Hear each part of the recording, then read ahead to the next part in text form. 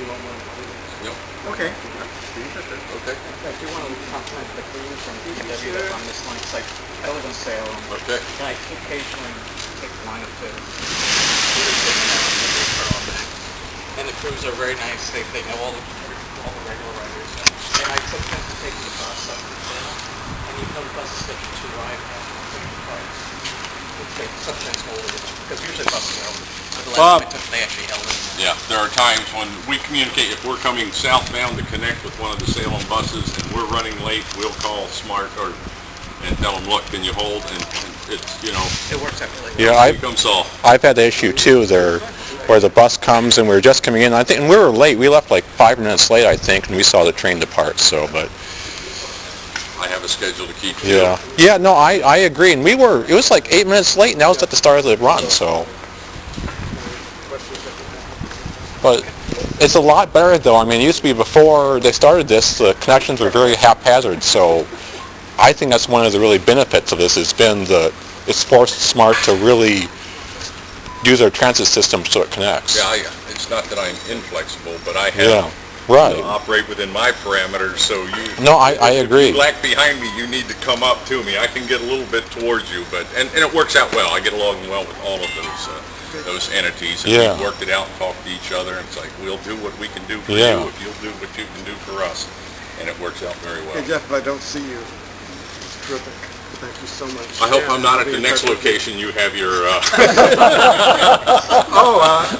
Honolulu. No, Montana somewhere. We'll do the new Billings light rail system. Are they building one there? They have one? No, I wish. No, I wish they did. But I was in North Dakota this year in June, and they do have a Fort Lincoln trolley running out of Mandan that's powered by a gasoline motor. But it's an old Bismarck car built in the early 1900s. So even North Dakota has something, even if it doesn't have electric power. J.Lo at TriMet.org. I wanted to email you. Low J. Low J. Oh, okay. Yeah, they do the last name first. Yeah. Everybody tries to do it the easy way. Okay, thanks. I'm doing my master's on a commuter rail proposal for St. Louis. So Okay. might, Too hot down there for me. I've lost my tolerance for humidity. Yeah, I think we have too. It doesn't do us any good. But no, Thank contact me. Not a problem. you very much. Okay. Great. Thanks. You gentlemen showed up a little tardy. Yeah. Get out of here. Okay, on the second time. Okay. Yeah, I just missed the first one by a minute. I missed it by On-time performance. Because we're on the wrong platform. They had, was it 100%? I was just looking at the monthly performance report, and I think it was 100% for WES. Well, actually, last month, we lost a whole day's service due to the pedestrian strike at Tualatin, or lost a half a day's service. I was in Montana, standing on the trout stream. How convenient. And at the same time I was in Montana, we lost one of the generators on 1003 overheated, and we lost 2 round trips in the afternoon. But other than that... No, it was the maintenance and administrative attendance. That's what was 100%. Yeah, why not come to work? It's good stuff. You know what? I marked off one day they didn't pay me. I said, I'm not doing that again. But as you can see, this is our shop. We maintain the 4 DMUs and soon to be 2 RDCs in here. It was supposed to be a running repair shop, and it has morphed into, because of our needs, actually a heavy repair shop too. We'll D-truck cars in here. We don't do any wheel througing. We send those to the TriMet Ruby light rail facility. They have a wheel machine up there with a passenger car profile jig on it, so they'll through our wheels. We just D-truck the entire car. We have done some amazing overhauls on everything here. This was supposed to be start up, turnkey, go, and we've had our issues, but it works. And we finally got into a good routine here where we're making, other than mechanical failures, some mechanical failures and other issues that pop up, we make service every day at 100%. So, because if you don't get them there on time, the people won't ride it. Yeah. And it's very reliable compared to the freeway. Yes. Especially 217.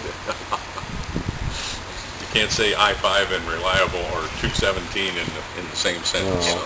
It wasn't bad today, but There was one of the test trips, was, I got video of cars were slowing down, we were flying by them. Yeah. So we had the unfortunate incident of a pedestrian strike a week ago, which we knew it wasn't a matter of... But meanwhile, 12 wants the quiet zones. Did I say that out loud again? Well, they started construction on that. Yes, Yeah, they did. started this week. In fact, I saw some of the signal mast foundations are already been installed up there on the right-of-way when we came down. So Oh, forgive my ignorance, but what is a pedestrian strike? we hit a person walking on the sidewalk, walked in front of the train, and we hit him with the train. Oh, pedestrian pedestrian strike. strike. I thought you Struck struck a me. pedestrian. Okay. Struck a I thought you meant pedestrian. the pedestrians were on strike. No, I'm sorry. We That's- struck a pedestrian. Okay, now I understand I'm what you sorry. mean. Do you have the benefit of any stimulus funds? We have actually had some. In fact, I believe that the Quiet Zone project is stimulus money. What is the quiet zone program? We are going we're going to cease, signal? they're going to put wayside horns Yeah, at certain crossings, and other crossings they're putting up either dual gates or median barricades to keep people from going around, and we will cease blowing horns on a regular basis through 7 crossings. It's been one of the issues that's... I'm a former locomotive engineer. I have no time for it. None whatsoever.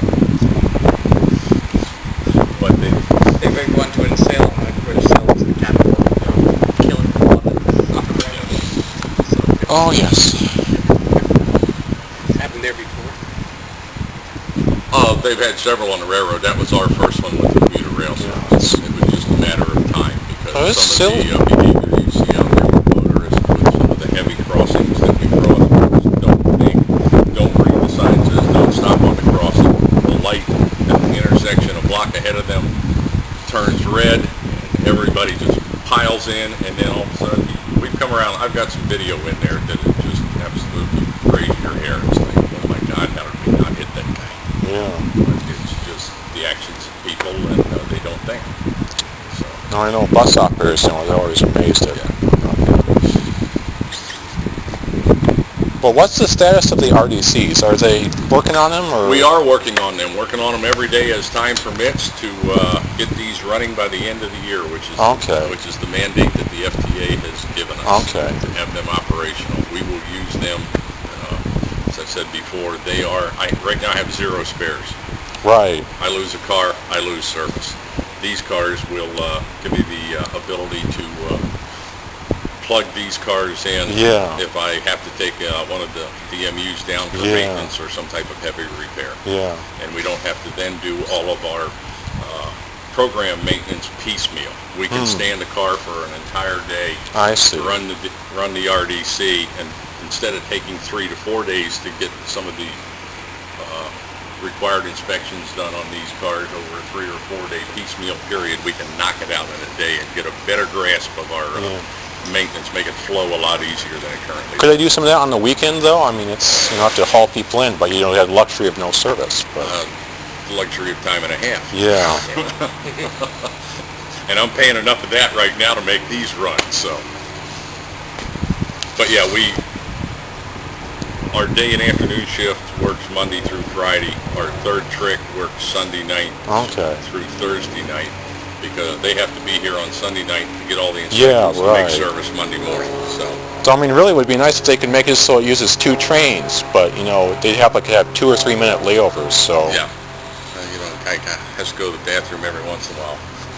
Well, they could switch them out, still have the third crew, but Yeah. there's still the effort of the brake inspections and other things, Yep. so There's it a would, lot of inspections need to get done to make these ready every morning, so. it'd still be a very tight turn, so. Yeah. Well, I think you're all supposed to head back. I can walk back over there with you and answer Okay. any more questions if you so desire. I think your crew on. I missed the scene on how you got these Alaska. Alaska retired these cars about a year ago, maybe a little bit more, when they got their, they have a Colorado rail car, bi-level DMU, Right.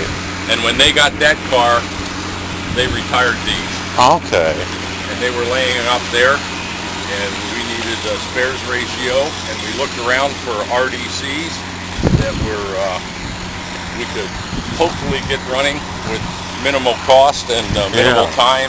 And of everything we looked at, the ones in Alaska were the best cars and the cheapest. And you still think, given the problems with the DMUs, that it was better to get those instead of try to find some of these, some of the old cars? Well, I'll talk out of school here. There was a internal vote by the RDCs, or spend what was estimated to be $1.2 million to take the trailer, which is sitting right there, the non-powered DMU, and motorize it. Okay. I opted for motorizing because it was a long-term investment. Yeah. And I didn't win, so. And it's a new car, But I'm thinking also originally, because knowing the problems with getting them, with CRC. Well, once we got them here, and I mean, the first couple months of service were brutal because we were finding things that was interesting. They all came from the same company, but in some instances it looks like 4 different companies built those cars. So they were not they built a good product. It is a good product. Their quality control was somewhat suspect, and I think a lot of that may have been driven by the timeline on which they had to get those cars done and the financial climate they were in, ready to go broke. But we had to set our start date back twice, but we did it. Yeah. And we're up and running, and everything is fine now. And you still think that it's a good idea to go with the RDCs, or excuse me, the DMUs? Well, that was all decided before I got here. That's true, but the alignment configuration, the equipment was all decided before I came with TriMet 3 years ago. Okay. No, ideally... Good idea or not, it is what it is, and that's what we have to work with today. Yeah, ideally, I think the FRA, kind of really obstructs, because the way I see it is a lot of other places, that they use, like overseas, they use kind of, not really light rail-like, but they have trains that can get easy. They're not FRA compliant, but, it just seems overall the FRA kind of obstructs. It's a great idea. You've got, a track there, and, using what's there, building a max line out here would cost horrendously more. And yes. You've got half the it for, but...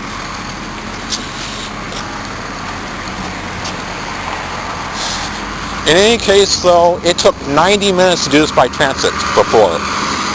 At least 90 minutes to get here from Beaverton.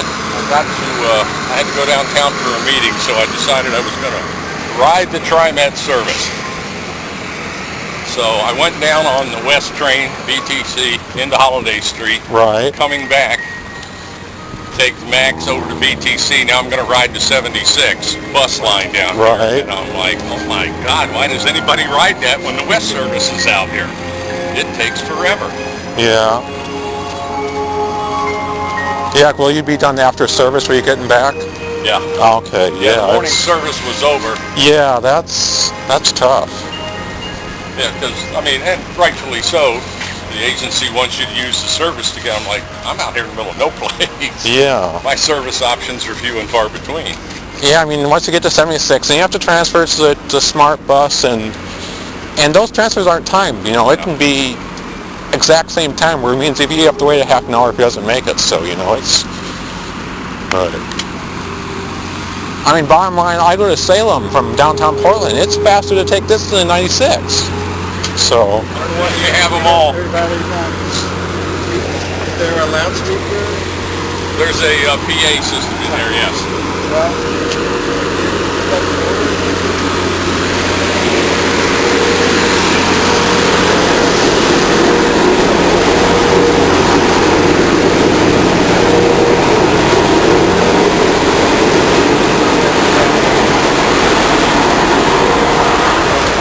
We'll be over here shortly. Well, maybe I will. But it's a small area. Yeah. Yeah.